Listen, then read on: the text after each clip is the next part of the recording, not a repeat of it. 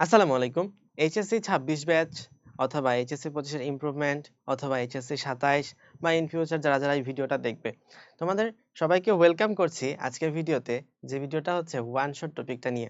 তুমি দেখবা এইচএসসি পরীক্ষার রেজাল্টের দিন অনেক টিচার, অনেক অনলাইন ইনফ্লুয়েন্সার বা অনেক সিনিয়র ভাই তারা হচ্ছে লেখালেখি শুরু করে। এই প্রজন্মটা তো নষ্ট হয়ে গেল ওয়ান শট দেখতে দেখতে।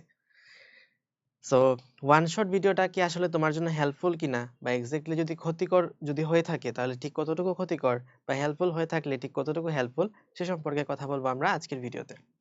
তো দেখো, ওয়ান শট মানে কি? মানে এক ক্লাসে তুমি যেন একদম ফুল একটা কমপ্লিট প্রিপারেশন নিয়ে ফেলতে পারো। তাহলে এইটা তোমার যে লাভটা করে, ধরো তুমি ভেক্টর পড়ছিলা সেই 1900 কটকটি সালে, যখন তুমি তোমার কলেজে ভর্তি হয়েছিলা। ভর্তির 1 মাস পরে পড়ছিলা ভেক্টর অধ্যায়টা। এরপরে ভাই, এই ভেক্টর অধ্যায়টা তুমি আর কবে পড়ছো? তুমি তোমার টেস্ট পরীক্ষার আগে হয়তো পড়ে থাকার কথা। আবার অনেক কলেজ আছে যেখানে টেস্ট পরীক্ষার সময়ও তোমার কিন্তু এই ভেক্টর অধ্যায়টা থাকে না, শুধুমাত্র সেকেন্ড ইয়ারের সিলেবাসটা থাকে। তাহলে তুমি হয়তো ভেক্টরটা শেষ পড়ছিলা ইয়ার ফাইনাল পরীক্ষার সময়, তাই তো? ভেক্টর অধ্যায়টা পড়ছো তুমি লাস্ট ইয়ার ফাইনাল পরীক্ষার সময়। ইয়ার ফাইনাল পড়ার পরে এইচএসসি এক্সাম, মাঝখানে কতদিন টাইম? মাঝখানে 1 বছর টাইম। আরে ভাই, 1 বছর পরে তো কোন বইয়ের কোন পৃষ্ঠা উল্টাইছিলাম এটাই মনে থাকে না। আবার কোন ম্যাথ কেমনে হয় এগুলা কি মনে থাকে? থাকে না। তারপরে ধরো বায়োলজি, তুমি একদম শুরুতে যে কোষ ও কোষের গঠন পড়ছিলা, এই অধ্যায়টা প্রথমবার পড়ছিলা বায়োলজিতে 1 মাস নিয়ে, সমস্যা নাই। কিন্তু এই অধ্যায়টা তুমি পরবর্তীতে কবে পড়ছো লাস্ট? ইয়ার ফাইনালের সময় অথবা হাফ ইয়ারলির সময়। অনেক কলেজে আছে ইয়ার ফাইনালের সিলেবাস হাফ ইয়ারলি সিলেবাস থেকে আলাদা থাকে। তাহলে হাফ ইয়ারলির সময় তুমি তোমার লাস্ট বার পড়ছো। 1.5 বছর পরে এইচএসসি পরীক্ষার সময় কি আর মনে থাকবে? কোর্সের মধ্যে কি কি টপিক আছে এটাই তো মনে থাকে না। এখানে তোমার 1.5 বছরের মাঝখানে এত যে বিশাল সময় আছে, সেই বিশাল সময়ে কি তোমার আদৌ তোমার ফুল বইটা মনে থাকবে? মনে থাকবে না। দ্যাটস ওয়াই তুমি যেন একটা রিভিশন দিতে পারো, এই জন্যই তোমার জন্য ওয়ান শট ক্লাসগুলো প্রিপেয়ার করা হয়। সো দোষটা আসলে ওয়ান শট ক্লাসের না, কিন্তু দোষটা হলো যখন তুমি এই ওয়ান শট ক্লাসটা জীবনে প্রথমবার দেখতেছো। মানে তুমি ভেক্টর জীবনে কোনোদিন পড়োই নাই, প্রথমবার পরীক্ষার আগের দিন তোমার মনে হয়েছে যে ভাই ওয়ান শট দেখালাই তাইলেই তো হয়। ওয়ান শট দেখতেছো পরীক্ষার আগের দিন অথবা পরীক্ষার 1 মাস আগে।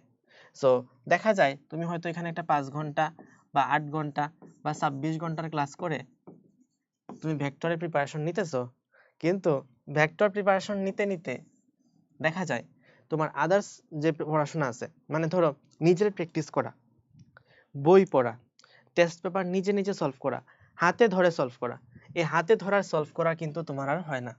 সো সেলফ প্র্যাকটিস যে বিষয়টা ছিল,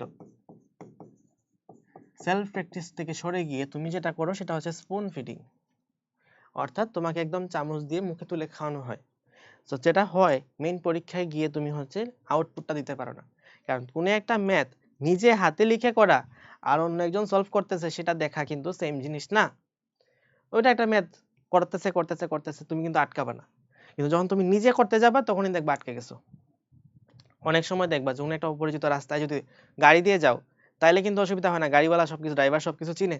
দ্যাটস ওয়াই ড্রাইভার যেমনি যায় তুমি অমনি যাও, মনে করতেছে বামে গিয়ে ডানে, তারপর হচ্ছে সামনে গিয়ে সোজা গিয়ে বামে, এরকম ভাবে অনেক কিছু মাথায় আসে। কিন্তু যখন তুমি নিজে যেতে থাকবা হাইটে হেঁটে, তখন তোমার কাছে মনে হবে আয় হায়, সামনে তো এখন দুইটা রাস্তা, বামে না ডানে যাব, সোজা যাব না ডানে যাব, এরকম চিন্তা মাথার মধ্যে আসবে। তো সেম জিনিসটা ম্যাথের ক্ষেত্রে হয়। তুমি যখন একটা ম্যাথ নিজে নিজে করতেছো, এটা এক জিনিস, আর ওয়ান শট 26 ঘন্টার ওয়ান শট দেখে ক্লাস করা কিন্তু আরেক জিনিস। সো দ্যাটস ওয়াই তোমাকে এখানে সেলফ প্র্যাকটিসটা করতে হবে।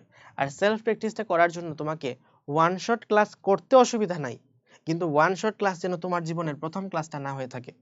তোমার জন্য ভেক্টর অধ্যায়টা বা এই যে কোষের অধ্যায়টা বা অন্য যে অধ্যায়টাই পড়তেছো, সেই অধ্যায়টা যেন জীবনে আরেকবার হইলেও পড়া হয়ে থাকে, একাডেমিক টাইমে যেন তুমি পড়ে থাকো। এটা হচ্ছে মূল বিষয়। অর্থাৎ তুমি যেন ফিজিক্সের একাডেমিক ক্লাসগুলো শেষ করো, বা ম্যাথের একাডেমিক ক্লাসগুলো শেষ করো, বায়োলজির একাডেমিক ক্লাস, কেমিস্ট্রির একাডেমিক ক্লাস শেষ করো।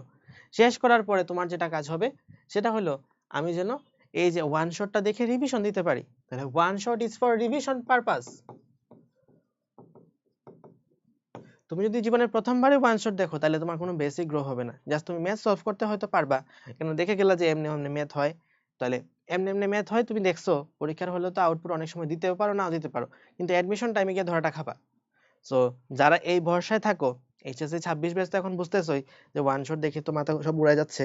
এইচএসসি 27 যেসব শিক্ষার্থীরা এখন এই চিন্তায় আছো যে না ওয়ান শট দেখে শেষ মুহূর্তে একদম পার পেয়ে যাব, তারা কিন্তু ভাই একটা বিরাট লেভেলের ধরায় আসো, পরবর্তীতে এটা নিয়ে অনেক সাফার করবা। সো এখন এইচএসসি টাইম আছে, একাডেমিক টাইম আছে, একাডেমিক টাইমে বা এইচএসসি পরীক্ষার আগে যেটুকু সময় আছে তুমি চেষ্টা করবা একদম যেন বেসিক নিয়ে বেসিক বিল্ড আপ করে তারপর হচ্ছে সামনে আগাইতে পারো। সো এটাই হচ্ছে মেইন কথা।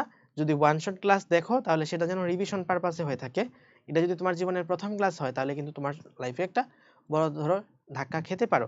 বাট এখন যারা এইচএসসি 26 ব্যাচের শিক্ষার্থী আছো, শেষ 2 মাস সময় আছে, শেষ 2 মাসে কিন্তু ভাই আর অত একাডেমিক ক্লাস করার সময় নাই।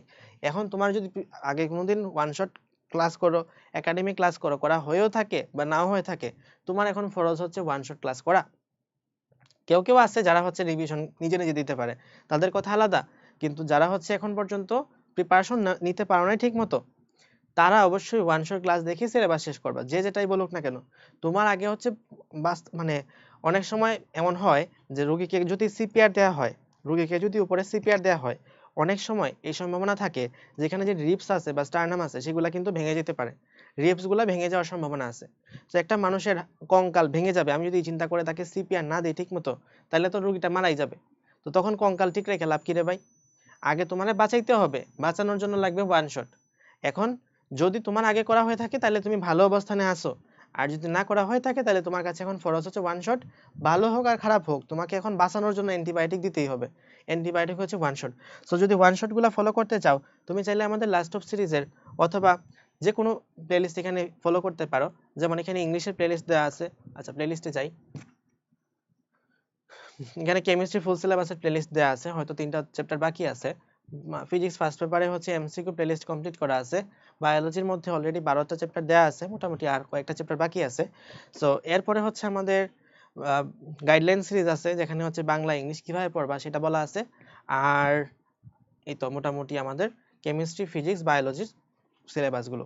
সো তোমরা যদি এই প্লেলিস্টগুলো ফলো করো বা ওয়ান শটগুলো ফলো করো, আশা করা যায় তোমাদের অ্যাডমিশন এইচএসসি পরীক্ষার জন্য যতটুকু দরকার ততটুকু নিয়ে তুমি পরীক্ষার হলে যেতে পারবা। এবং অ্যাডমিশন টেস্টের জন্য টুকটাক যে বেসিকটুকু থাকা দরকার বায়োলজিতে বা ফিজিক্সে, সেটুকু নিয়ে তুমি অ্যাডমিশন টেস্টে প্রবেশ করতে পারবা। সো আশা করছি তোমার এইচএসসি পরীক্ষার জার্নিটা একটা স্মুথ জার্নি হোক, এবং শেষ 2 মাস যতটুকু প্রিপারেশন নিয়ে পসিবল তোমার পক্ষে সর্বোচ্চটুকু নিয়ে যেন তুমি এইচএসসি পরীক্ষায় প্রবেশ করতে পারো। সবার জন্য শুভকামনা থাকলো। আল্লাহ হাফেজ, আসসালামু আলাইকুম।